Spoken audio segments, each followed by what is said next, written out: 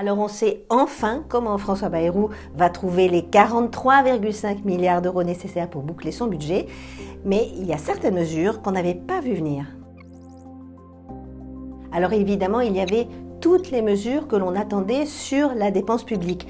L'année blanche sur les dépenses de l'État, la non-revalorisation des prestations sociales, tout aussi les coups de rabot sur les niches fiscales et notamment la suppression des 10% de frais professionnels pour les retraités, puis toutes les coupes aussi dans les dépenses sociales. Mais il y a aussi tout un autre plan qui a été baptisé « En avant la production » et là qui vise à augmenter en fait le potentiel de croissance et à faire travailler davantage les Français. Alors on connaissait le travailler plus pour gagner plus, et bien là François Bayrou a inventé le travailler plus pour produire plus.